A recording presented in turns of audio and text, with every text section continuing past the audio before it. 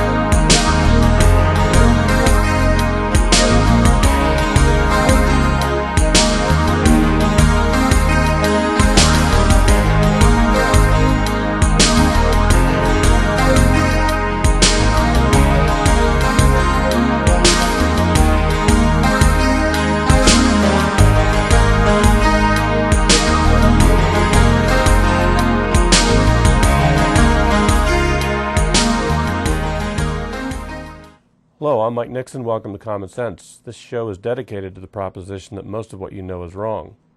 I recently had the opportunity to sit down with John Kotmair, who is the founder and fiduciary of Save a Patriot Fellowship, which is located in Westminster, Maryland. We spoke last time about his early life and the development of his philosophy of justice. Let's rejoin that interview now with John Kotmair. You know, and he also ruled they were contending, and I was doing business as Save a Patriot, and he ruled that's not so. It's a fellowship. It has officers. People do functions, and it's just not Kotmair. Mm-hmm. You know, how the money's taken care of and everything is not Kotmair. Because it never was from the day one. It wasn't Kotmair. Right. It was to serve the purpose that we wanted it to serve. It's all about the Constitution. The Constitutional Revivalist Movement. Right.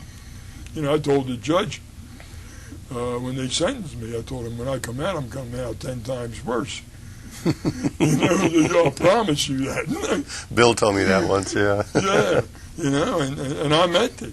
And I meant what I said. Right.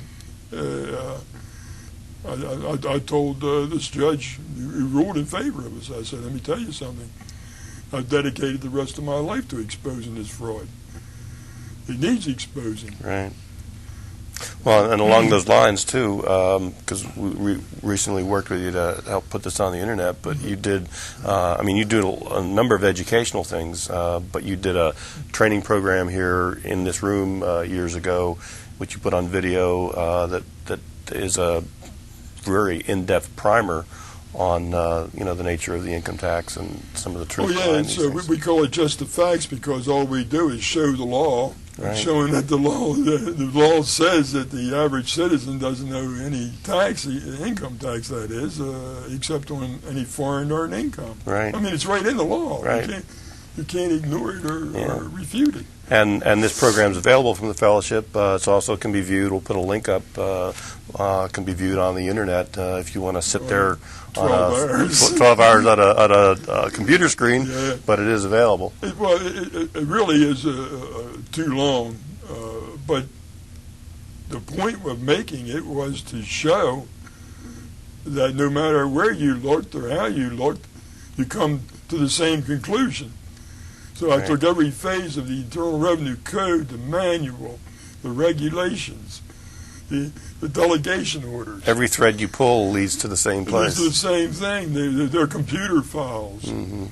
You know, that's interesting. You know, I had this case down there, and a civil case on a lien that they put against me in these assessments, and I subpoenaed the chief of a special procedures function in Baltimore, IRS, who is supposed to be the computer expert and all the computer codes. Mm-hmm. And I subpoenaed him, and I subpoenaed his manual, the decoding manual, the 6209 manual.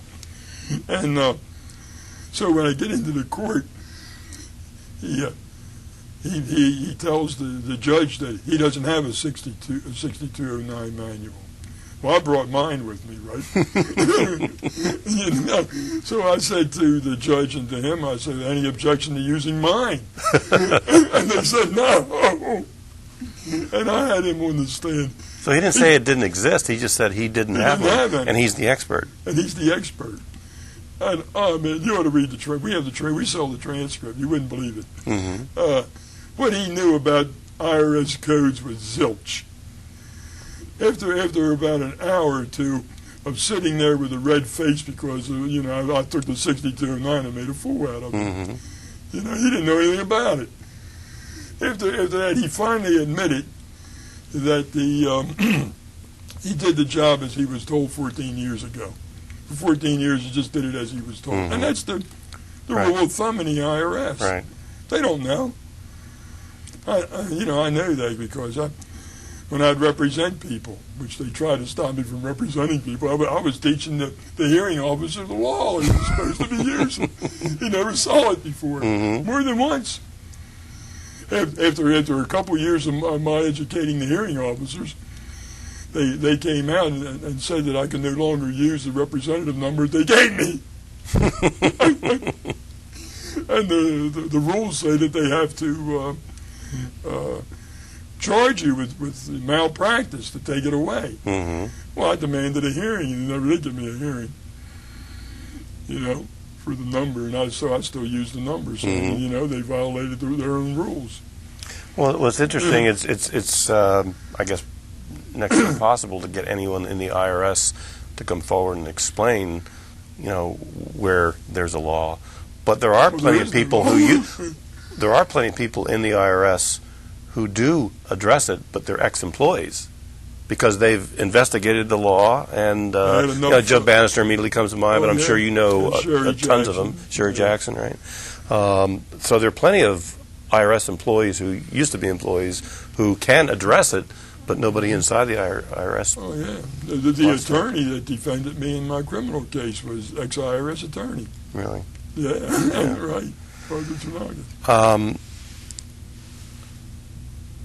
Is there anything you want to address about the fellowship in terms of kind of representing what the fellowship is about that we haven't covered?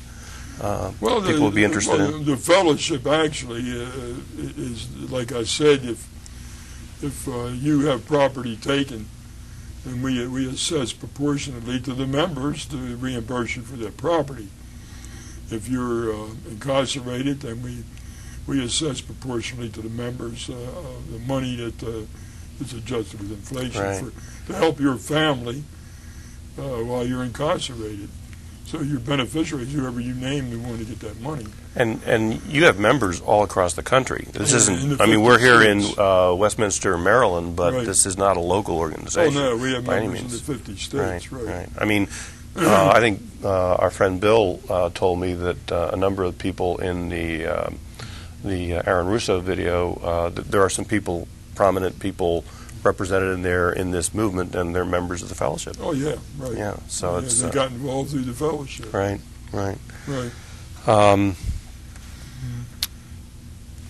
I guess okay. We covered one other thing because I want to get about the radio station, but there's one area I'd like to have you maybe talk about is there's a lot of bad information in this movement. Yes. And a lot of misconceptions about the nature of the law, and a lot of people end up at the right end result. But like a lot of things in life, the path is that there is no law. Okay, that's kind of the end result. But the path by which people get there is very important. I think, particularly from your lawful point of view, it's got to be about the law. People make so many things up about this. Like the whole sovereign citizen thing. I understand. The biggest problem is, I can recall back in 1957 when I went to police academy. Mm-hmm. I had no idea whatsoever about law. Right. You do something wrong, you get locked up. When they started teaching us law, in the police academy, I was amazed about some of the ins and outs and the jurisdictions and the civil side and the criminal side. Most people don't understand that. They mix it all up. Right.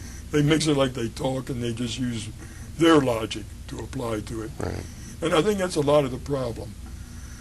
They don't understand jurisdiction. and they jump to conclusions. And because the Constitution is being violated, they look at it as no longer being in effect, which is not the case. Criminal acts do not violate the law. Right. And they're told by some slick promoter, either out of ignorance or not out of ignorance, just trying to make a lot of money, that because these bankers are doing this, that the IRS is nothing but a part of the Federal Reserve and just collects the money for them. And it's not so. And it's easy for an average person to jump to that conclusion. We've already been taken over, and back in 1878 when they incorporated Washington, D.C., which shouldn't be in the first place, they incorporated it into a municipality and had a mayor and everything. Well, some of these people out there have been told and believe that that's the federal government. The federal government's a corporation. Right. And, I go back to trying to help some of these people. I said, well, if corporations are chartered by government, who chartered the federal corporation? Right. Did it charter itself? For what purpose? Mm-hmm. And they come out with, well, they declared bankruptcy because there was a House Joint Resolution back in, I think it was in 37 or 192, who gave the impression that there was the government was going to collapse financially, just before the Depression. And some slick promoters said the government declared bankruptcy. Mm-hmm. I said, well, how can a government declare bankruptcy? Governments don't declare bankruptcy. They just default on their debts. Right.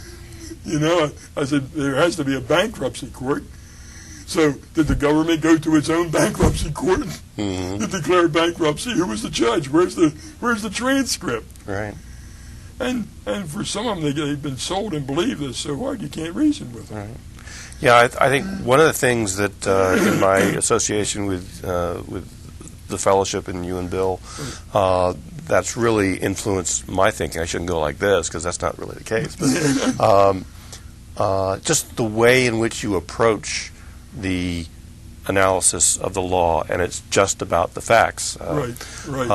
That applies not just to the income tax process or even the Constitution, but if you evaluate everything, certainly in politics, using the kind of criteria that you use to apply to the law, it's just a great way of looking at things. Oh well, it's what the founders intended, not Alexander Hamilton, but the other ones. Yeah. All the founders didn't believe in individual liberty.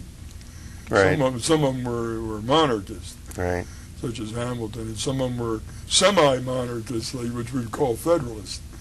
Like a strong federal government. Like Sam Adams' cousin John. Yeah, right. He was a federalist. Yeah. First thing he does is put the Alien Sedition Acts in place. Right? That's right. Yeah. So any which way, you always from day one. I think Washington. I like Washington, but he's not one of my favorites because he was sort of between the two of them. Right. And he always tried to mediate. Right. Which I believe in liberty, individual liberty. But whenever somebody will email me or I'll get into a conversation with somebody about this topic, and we replayed a show in which one of your reps did a show with us a few years ago, and I made some remarks, and I said, after the whole thing was done, I said, well, you may conclude that you don't have to pay an income tax, but I said, if you go down this path, just make sure you check everything out in excruciating fine detail, because it's very easy to step in a pile of stuff and get yourself. And so many people have done that. They've gone down this path, and I did it myself. Yeah. Of course, in the days when I was involved, it was the attitude that what would happen if we do this? Well, I don't know. Let's see. Right.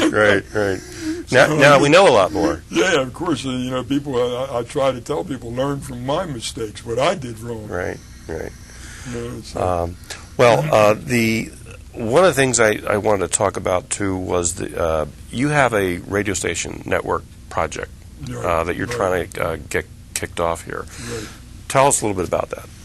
Well, right around the mid-1990s, I could see the way the country was going financially, and how the debt was progressing, that our time was short, because it just made common sense to me that they would have to shut us up, because if we went into a collapse, financial collapse, that's the cue for them to set up a dictatorship or take us into a world government. Well, it just made sense to me.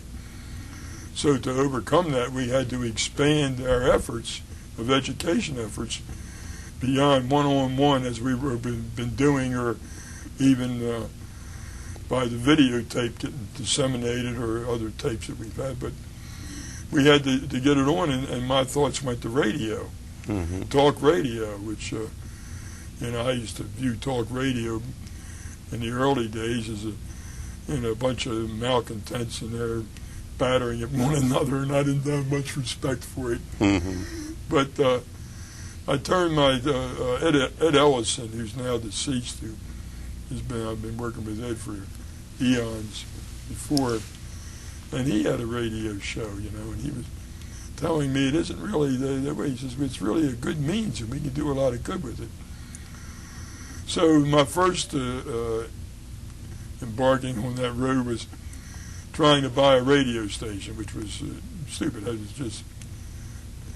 it was too expensive. I was talking to a guy in Annapolis who had one for sale, and he wanted $5 million for it. No, we didn't have $5 million. Right. So anyway, I was getting a little discouraged trying to get people to understand we got to have radio. And when Ed was telling me, well, why don't we do a network? I said, well, if a station costs $5 million, what does a network cost, right? And he said, a lot less money. I said, well, now you got my attention. So this guy who he recommended, whose name I won't say, and come up with the idea, and I got to talking to him because he had run a network before. And I said, this is doable. So we started promoting it, put the word out for people to invest, and we did. Our goal was to get $1 million to start this, and we had all kinds of people come, and members who invested, and we wound up with $860,000. And I said, well, this is a little short, right? And I said to this guy who was going to manage it, I said, do you think we can do it with that? No doubt about it, no doubt.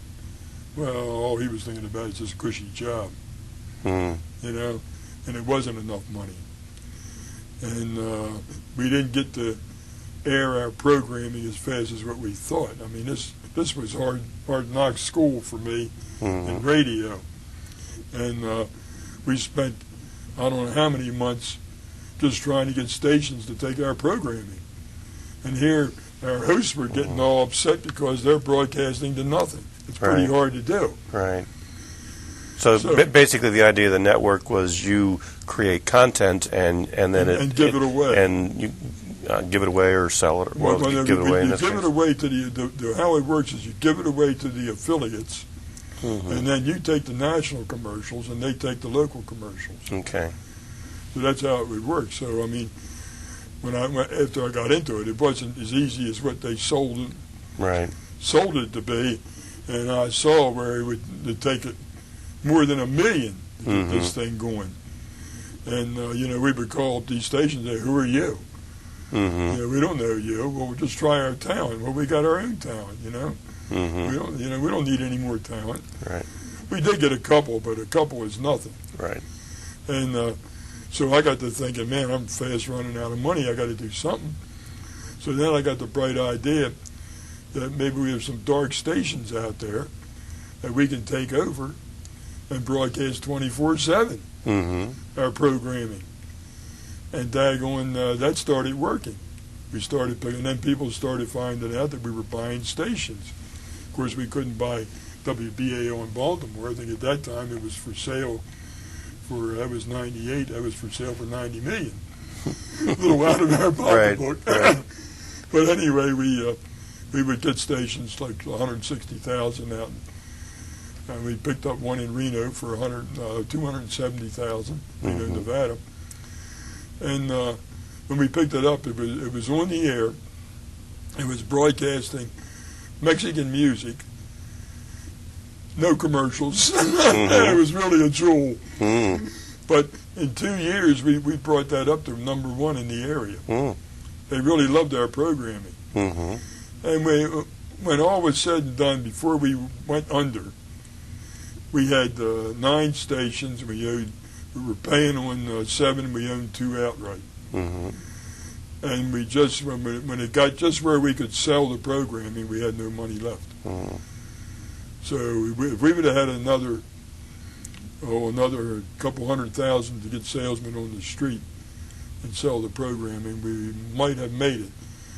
But looking back and in hindsight, and thinking, I think the Lord blessed us because He showed us how not to do it. Right. And how to get in trouble with doing it, right? And so then we've spent the next few years putting together a plan that it's how it can be done and that we won't get in trouble in doing it. Right. So. And that's where the fellowship comes in. Right. So how are you approaching it now? Well, through that effort, we enlisted. Or he enlisted. We didn't enlist him. He enlisted as one of our hosts. When the word got around that we were buying stations, and this guy up in Pennsylvania had 5 stations, and he wanted to sell one because he wanted to sell a dog, and he called us up, and he called me up, and he was put on hold. But while he was on hold, we have these 5-minute spots about the founders. And little interesting things that they don't teach in school. Right. And he heard all 3 of them waiting for me. And when I finally answered, he says, "Look, for anything else, who wrote them?" I said, "Wrote what?" He says, "Those spots on hold, who wrote that?" I said, "I did." He says, "I'm coming down tomorrow." And he drove down from State College, Pennsylvania, or Williamsport. He drove down and met with me. And I just want to shake your hand. He says, "Man, they're great. They're wonderful." And he told me his name is Sabatino Capelli. And back in the 70s, Sabatino was the #2 talk show host in Philadelphia. And he lost his job because he wouldn't stop talking about the Federal Reserve scam. So when he lost his job, he went out and bought his own stations and started building from there. But he started out at the age of 14 with an illegal station in Philadelphia. Really? And he's been in radio ever since. Well, Sab became one of our hosts. He took the 3 to 6 show for Liberty Works Radio Network. And right now, he has a station in Florida, in Ocala, WIFL. And the plan is that Sabatino will be involved. And what we're going to do is we're going to get a stereo link up to the satellite, and we're going to split it into 2 monos. One side will be commercial under WIFL, and the other side will be non-commercial, non-profit, under another FM station we're going to buy. And the FCC allows non-profit stations to expand our signal through what's called translators. And what this translator is, if a person was listening to it, they would just believe it to be another station in their area. It has its own license, its own call numbers on the dial, its own call letters and place on its the own dial. frequency setting on the dial. Right. And all it is a box that sits at its tower, where you can rent space on another station's tower, goes up to the antenna. It receives from the satellite your programming and redistributes it in the given area that it has. So basically, other than the satellite, you just need the connection on the ground, and that's a relatively low-tech, right. So, and everything's coming out of these 2 stations, right? One to the non-commercial side and one to the commercial side. So the programming's all the same except when it comes to a commercial break. Right. The commercial side will have a commercial, a paid commercial. The non-commercial side will be asking for donations to continue to spread the station. I mean, it's a win-win situation. Right. Where we have our own stations, we don't have to try to get it. We can get affiliates, but it's not depending on getting affiliates. Right. Well, where can people go to get more information about this? Well, we're in the process of making a DVD, which will soon be available, which explains everything. And they can come right here to the fellowship because of that 96 ruling that we can't be regulated. Right. The fellowship will take the radio network non-commercial side. Right. But so the donations will be sent to the fellowship. Can they call the fellowship? Can they email? Can they go to your website? Sure, you can call the fellowship. We have a national number, but the best number is 410-876-6342. And our website is www.save-a-patriot.org. Right. We'll put that up during the course of this conversation, too. Right. And do you have information on your website about the radio station at this point? Yes, we do. In fact, we post all of our monthly newsletter called Liberty Tree. We post them on the website. You can read all of them talking about it. And right now, I think it's imperative that people get behind this effort because there's a lot of Patriot Internet radio effort, but Internet radio is not over-the-air radio. Right. It's confined to the bandwidth. So if you're very popular, you might be talking to 1,000 people. Right. If you have the bandwidth to allow 1,000 people to listen without getting bumped. Right. Over the air, you go on the air, you're talking to 1 million people. Right. And nobody gets bumped. Right. So and not only that, but on the internet, they have to seek you out. And those who seek you out are the minority of the informed on the internet. The great majority that listen to talk radio during the day and when they're driving their car, go home and watch the establishment TV. They listen to establishment radio all day. Right. Those are the ones you want to reach. They're the ones we want to reach. Right. So you can't do that with internet radio. Right. But a lot of people can't afford it. But we're all set up for radio because we set up when we were on the air. And we have all the equipment. We have everything in place. All we have to do is purchase the non-profit station, which are very reasonable.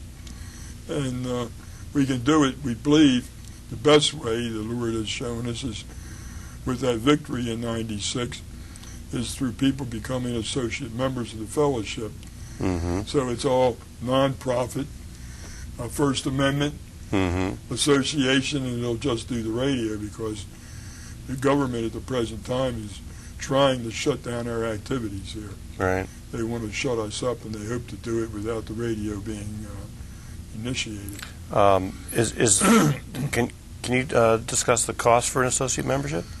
Well, for that, the associate membership is $99 a year. And we figure there's enough people out there fighting what's going on in this country that for $99 a year, we can have plenty of money to spread this all over the place. Right. For instance, these translators don't cost that much. It isn't like a station. We could have, a couple months ago, bought one in Boston for $33,000. Covers most of Boston. Now, you can imagine for $33,000. Yeah. So it's very reasonable. Right. And a lot of them are available. What's the IRS trying to do lately to shut you down? Well, not to expand too much upon it, this is exactly what happened. Everything's on our website about what they're doing now to try to shut us down. It's all exposed. We have all the dockets in there of the court battle. All the pleadings are there to be read. And what they actually did was they lied and said we were doing things we weren't doing. They tried to attribute to websites that didn't even belong to us as ours. I mean, it's nothing but a pack of lies. And they went to court to try to get a permanent injunction for us to stop our activities. And And we thought, well, how can they prevail on this? We went through discovery and the whole bit, and it showed that we weren't doing anything wrong. Mm-hmm. We weren't. They were contending we were an abusive tax shelter, and we don't help anybody to file returns or anything which you have to do. It has to be a plan and an arrangement. It has to be a sale. There's none of that. So, any which way, we had a pre-trial conference, and the judge said that there wouldn't be any trial. There would be on summary judgment. Well, summary judgment is just used when there's no evidence. Mm-hmm. In other words, say I file a suit against you, and I don't really have any evidence. Mm-hmm. So I've failed to state a claim upon which relief can be granted. Right. Summary judgment would issue. It makes sense. Mm-hmm. But if there's controversy of fact, they're claiming we're doing this or we're saying we're not, Mm-hmm. then the rules require trial. Right. So when the judge says, well, there probably won't be any trial, we'll just do summary judgment, I thought we won. Mm-hmm. Right? Because they didn't present a case which they could prevail on. You might assume that, right. Well, we did assume it. Right. Right. And I can recall when we had meetings, I would tell people, hey, as the rules go, this is a slam dunk, we won. As the rules go. I said the other side of that is raw tyranny. Mm-hmm. Right. What happened was raw tyranny. Right. He issued an order like you wouldn't believe. You couldn't understand it, much less obey it. So we moved for a stay and to appeal to the Fourth Circuit, and he did grant the stay. He said, well, there are some things here. I thought, well, that's kind of you. Yeah. And so to make another long, we went through the throes of the appeal and everything, and the brief on appeal, and we even they put in a bunch of lies to the Fourth Circuit, and we put a motion there to strike, and in our motion to strike, we bring out all the lies, where it can't be refuted. Right. And that's on the web. People can read it. Mm-hmm. And so finally, on July the 26th, the appellate court ruled, right? And they ruled with one word, affirmed. They couldn't brief it because to brief it, they would bring out the lies. Right. And they couldn't do that. So and that's where we are now. So they affirmed the lower court. Okay, so they upheld their decision. So in other words, here we were moving for a remand for a trial. Mm-hmm. Well, they couldn't prevail in a trial because in a trial you got to have testimony, and the evidence gets through testimony. They had no evidence to give. Right. Now, if you don't think that's Nazi Germany, 1930s, I don't know what else it is. Yeah, kangaroo court. Of course. So that's where we are now. If the order would ever go into effect, what does the order require? Well, the order goes to the extent you can understand it. Oh, well, it goes beyond all comprehension. It says to me, the fellowship, our members, or anybody acting in consort with us. Mm-hmm. How can they do that? To do what? We cannot distribute any literature, any of our literature, any of our DVDs, any of our tape. We have to cease and desist all our activities. Mm-hmm. Right? I mean, it's very broad. And the rules say you can't have broad injunctions. They got to be pinpointed specific. To the wrongful act, right. Specific. Right. But it isn't. Well, they couldn't do that because if they being specific, there's nothing we're doing wrong. Right. Okay. So that's where we are. So then we can't even give away a book if it goes into effect. I wanted to say something else about the radio station. Yeah, the means of expanding it. Once we get it set up, we'll need the expansion really to set it up. We plan on doing it with associate memberships of 99 a year for the associate member, and any organization who wants to join in, such as Right to Bear Arms or the Jews for the Preservation of any organization like that has a mailing list who wants to join in, and they would get their own show, right? Mm-hmm. And free of cost, no charge. And just all they got to do is promote it to their membership, because through such methods, we can get enough members to make it a reality. Right. If we get 100,000 members, we're off and running. Mm-hmm. We're spreading this for here, there, and all over the place. So anybody out there, jail for judges. Right. They claim they have 40,000 email addresses. Mm-hmm. They can have their own show. And I want people to know this. Even the local gun clubs or whatever, of course, we couldn't have too many gun clubs. There's only so much airtime. Right, right. But they could select one, that would represent them or whatever, and talk about Second Amendment or anything, abortion. Are you doing any broadcasting now? Well, all we broadcast is our Saturday night meeting. Right. And we don't. But you're in a position to add other programming? Well, that's just over the internet. Oh, okay. No, Right. no, we don't want to really go expand over the internet anywhere until the radio's up. Right. The way it'll work is, as soon as we get enough, we'll do the uplink to the satellite, and then WIFL in Florida will change from music to talk. Mm-hmm. And we'll go through that, and then of course, hopefully simultaneously we'll take and buy the FM station that's needed for the translators, and then start buying translators. Right. Okay. In that way. Okay. The other area we wanted to get into is there's a number of cases that we want to talk about that are Right. kind of in the system right now. Which one? Joe Bannister has a case. Well, yeah. I think in order to approach that, we got to, those who do not learn from history are condemned to repeat it. Right. Right. In France during Napoleon's time, Napoleon was inflating paper currency, and the world at that time was on hard currency, coin. Right. It's right after the American Revolution, everything was coin. Paper was looked upon with a frown. So Napoleon had to finance all these wars and battles, and so he came out with paper currency. And the French people wouldn't use it. So then he started punishing them. Mm-hmm. And they continued not to use it till the punishment got so that it was 25 years in jail for not using his paper money. And that's how tyrants react. Mm-hmm. In this movement for the Constitutional Revivalist Movement, when it got started, is with the taxes, the first patriots who stepped forward were given light sentences.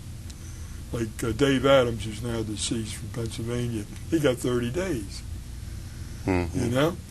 And they just thought, well, we'd show them we're serious, they'll go away. Mm-hmm. Well, as time goes on, it gets more severe. And now in Congress, there's a bill that's introduced that if somebody doesn't file returns for 3 years and they make a certain amount of money, it's no longer a misdemeanor, it's a felony, and you get 5 years for each offense. Mm-hmm. So it keeps getting, just like Napoleon or any other in history. The tyrants get more tyrannical, they're more serious. Mm-hmm. And it's the same way with the cases.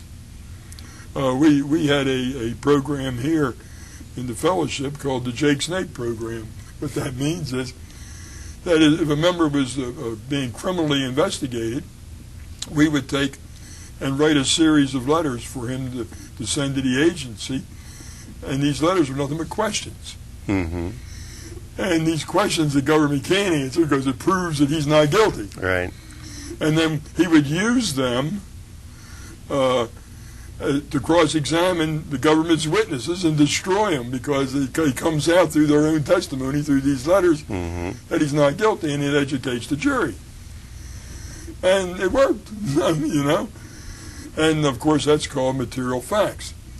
Material facts are evidence that cannot be denied Mm-hmm. because it came before the charge. Right. See? And for the indictment or information, as it may be.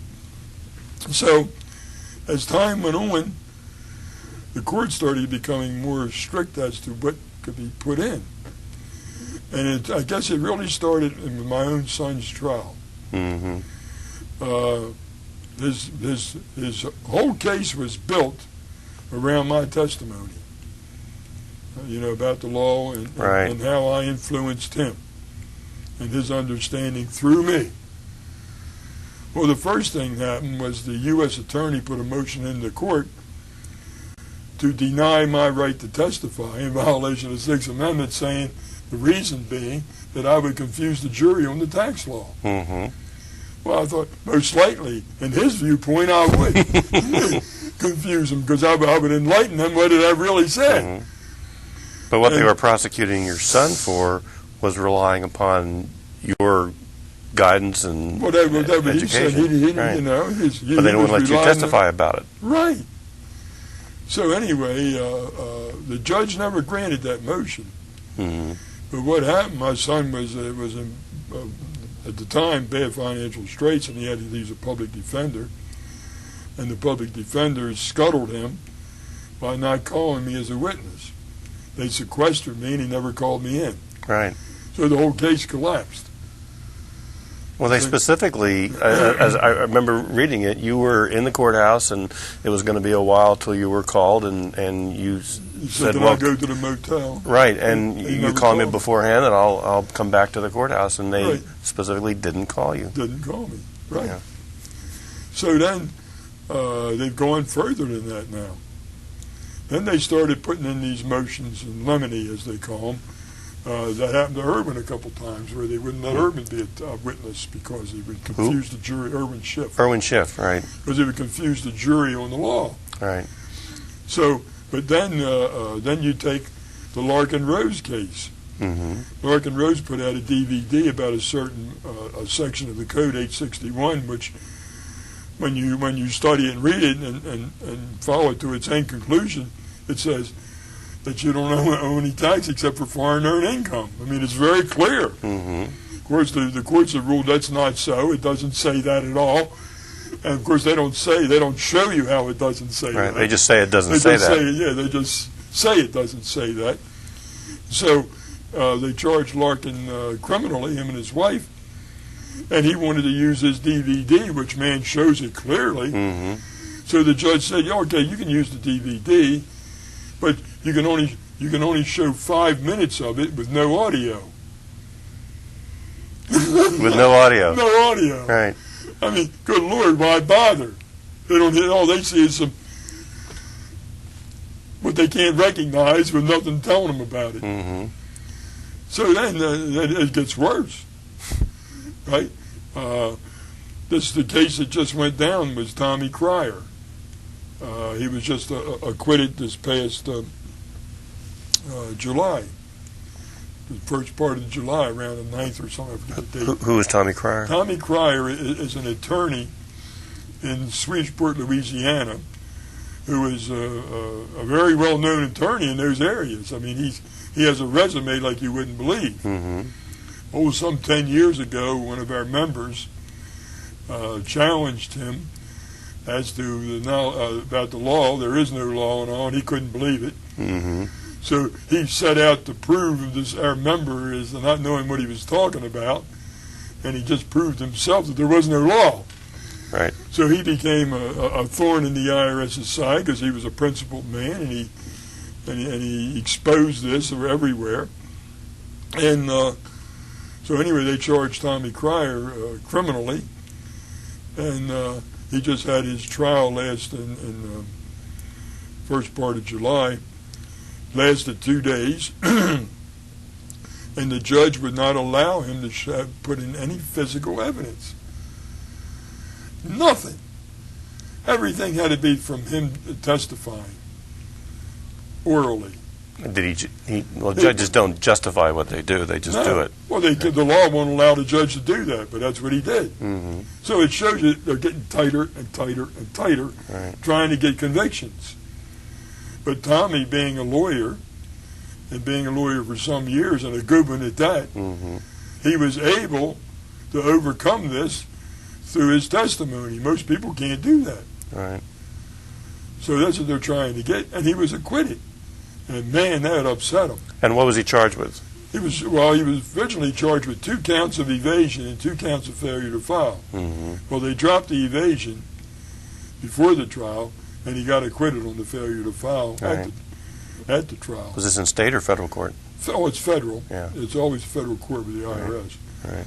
And then, I stated before Joe Bannister. Joe Bannister is an CID IRS agent who was educated by D.V. Kidd, who's a journalist, a patriot journalist, and she's on this News with Views she publishes. Mm-hmm. And he got challenged by her. I think it was on a radio show, I might be wrong, about the law. And he investigated just like Cryer did, only Cryer's before him, and found out that wasn't what he was doing was illegal. It wasn't so. So he did a memorandum and gave it to his superior. And his superior told him he better forget it. But he didn't forget it. He took it to Washington, D.C. Mm-hmm. And when he got it up to Washington, D.C., the powers that be there, instead of them saying, you're right, we didn't know this, Joe, we'll stop that right now, they said, resign. So they more or less kicked him out. Mm-hmm. And then he was a CPA, and then they moved to take away his right to practice before the IRS, which is battle's still going on. Mm-hmm. And they charged him criminally. Well, with failure to file and evasion, right. Conspiracy. You can go on his internet and read about it. It's ludicrous, really. And I told everybody around here, and even Saturday night meetings, I said they're crazy to go after him. You take today, we have a high crime rate today, more so when I was on the police force. I mean, we were on the police force, you had a murder, it was something. Today, it's every day. Mm-hmm. But people are fed up with crime. Right. Therefore, put yourself on a jury. I'm charged, I come in there, well, I had to do something wrong or I wouldn't be there. So you got to overcome that. It's no longer innocent until proven guilty. You're guilty and you got to prove yourself innocent. Mm-hmm. Well, you got these prosecutors bringing in people wrongly charging them and don't care, building their own resume, like this guy in North Carolina with the lacrosse team. The lacrosse team, yeah. I mean, there's plenty of that going on, people don't realize. But they take advantage of the attitude of the public, who are the juries. Mm-hmm. Well, I said, that's going to be easy for the jury to see him. He was a CID agent who said, I'm doing wrong. Right. I mean, they got to be crazy to go after him. Because right away, the jury comes in there and they got doubt about his guilt. Mm-hmm. It isn't like if it was you or I, who are we? Right. You're a plumber. What do you know about the law? You got to be guilty. Right. They wouldn't bring you here if you weren't. So I thought, that's crazy. And I also said I predicted Tommy would be acquitted too, Cryer. Mm-hmm. Here he is, a lawyer. With not only a lawyer, but a very good lawyer. With a resume that won't stop. Yeah. And that's all brought out. They look at him and say, well, why would he wouldn't put himself in this position if there wasn't something to it. But they're kind of in a catch-22 because if they don't prosecute... but there's plenty of us around that don't have those resumes that they can prosecute. And they're prosecuting people, right? Well, yeah, but not that many. Yeah. They can't because the jails are full of drug dealers. Right. Non-violent drug offenders, right? Yeah, right. So the jails are full. They can't prosecute. They're caught in that respect. Right. But why go after the ones that they're going to have a chance of losing? Mm-hmm. There's other patriots out there. They don't have a chance. Right. Here they can't introduce any physical evidence, and they can't hardly testify because they don't have any training in law, and they haven't lived this like I've lived it for 40 years. Right. Well, there's another ex-IRS agent, Sherry Jackson. Sherry Jackson's going to be tried, and I predict she'll be acquitted. That's crazy. And if you take this Brown case up there... Ed Brown, is it New Hampshire? Yeah, I'm surprised that they haven't moved in by now. But describe a little bit what's been going on there. Well, they used the same tactics on Ed Brown where he couldn't introduce evidence for his own defense. Mm-hmm. I mean, that's disgusting. So he says, well, heck, this isn't a trial. He just walked out of the court before it was over and said, forget it, I'm not coming back. Mm-hmm. And he hasn't. And he's been holding out in his house. They convict him in his absence. And now they don't know what to do. They made one attempt to go in there and get him, and it was foiled and became a fiasco. And they haven't tried since. And then it's like a Mexican standoff. He won't come out, and they're afraid of any real bad effects about going in and getting him. They don't want another Ruby Ridge or a Waco. Right, that's right, they don't want Ruby Ridge or Waco. And so he's holding out up there. And he's holding out for, the same thing. It was brought about by them denying him evidence. Mm-hmm. I mean, you can't do that to people, not honest people who are willing to stand. So where do you think we are at this point in time, John? I mean, you've seen an awful lot from, well, you were born before there was withholding. Oh, yes. Right. So you've seen a lot. And I know you're active with the Ron Paul campaign. Right. As are a lot of us. Right. And what do you see happening? Well, it's either we're either going to make it or we're not going to make it. That's kind of simple to say, but that's the truth of it. I believe if we don't get this radio out there and teach people about the law and the Constitution and how these people are in government are actually, they're not just violating an oath, they're seditionists. Right. They're all conspiring to commit criminal action. They do it daily. And unless people understand that and insist on the law being, and we continue on with this money system. I wrote a book called Piercing the Illusion. Right. In that book, I give a solution. And it's the only solution I see. That's where I disagree with Ron Paul about one thing. He says abolish the Fed, which I agree with. But his method of abolishing it I don't agree with. Mm-hmm. In my book, I say there's only one solution. Because these bankers committed fraud, mm-hmm. and because you do not have any right to ill-gotten gain, that they should be charged with fraud and all their assets seized, which will wipe away most of the national debt. Mm-hmm. Right? And then all we have is the Treasury bills. Then if we bring back manufacturing and be sensible about our charges and put tariffs in place, mm-hmm. we can save this republic. But I don't see how we can.